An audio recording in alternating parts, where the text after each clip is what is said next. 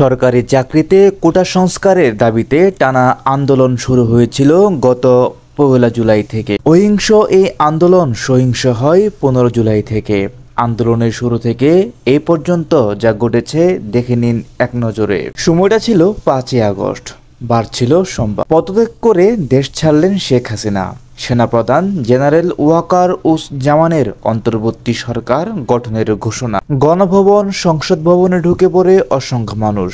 ধানমন্ডির ৩২ নম্বরে বঙ্গবন্ধুর ভবনে আগুন, এবং কি আওয়ামী লীগের ধানমন্ডি কার্যালয়েও আগুন দেওয়া হয় এই দিনে। ৪ আগস্ট রোববার সরকার পদত্যাগের এক দফা দাবিতে বৈষম্য বিরোধী ছাত্র আন্দোলনের ডাকা সর্বাত্মক অসহযোগ কর্মসূচির প্রথম দিনে সারা দেশে ১৮ জেলায় ব্যাপক সংঘাতের খবর পাওয়া যায়, এবং কি ১১৪ জনের মৃত্যু হয়। ৩রা আগস্ট শনিবার সরকারের পদত্যাগের এক দফা দাবিতে উত্তাল হয় সারা বাংলাদেশ। ঢাকা কেন্দ্রীয় শহীদ মিনারে জামায়াত হন শিক্ষার্থীসহ হাজার হাজার জনতা। ২রা আগস্ট বার ছিল শুক্রবার। বৈষম্য বিরোধী ছাত্র আন্দোলনের ডাকে জুমার নামাজের পর প্রার্থনা ও ছাত্র জনতার গণমিছিল কর্মসূচি পালিত হয়। ২৮ জেলায় এ কর্মসূচি পালিত হয়। শিক্ষক ও নাগরিক সমাজের দোহযাত্রা কর্মসূচি পালন হয়।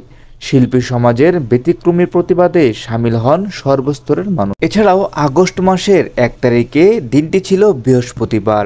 ডিবি হেফাজতে থাকা বৈষম্য বিরোধী ছাত্র আন্দোলনের ৬ সমন্বয়কে ছেড়ে দেওয়া হয়েছে। বেলা ১:৩০টার একটু পরেই তারা ডিবি কার্যালয় থেকে কালো রঙের একটি গাড়িতে বেরিয়ে আসে। জামায়াতের ইসলামী ও ইসলামী ছাত্র শিবিরকে নিষিদ্ধ করে প্রজ্ঞাপন জারি করেছে সরকার।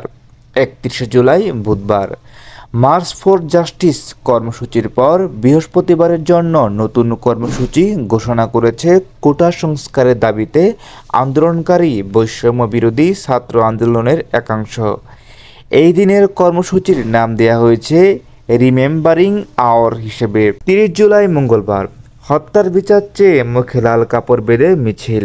জাতিসংঘ মহাসচিবের বিবৃতি, স্বচ্ছ তদন্তের আহ্বান। কোটা সংস্কার আন্দোলন ঘিরে সংঘর্ষে নিহত ব্যক্তিদের স্মরণে সামাজিক যোগাযোগ মাধ্যমে ফেসবুকের প্রোফাইলে লাল রঙের ফ্রেমে রাঙিয়েছেন অনেকে।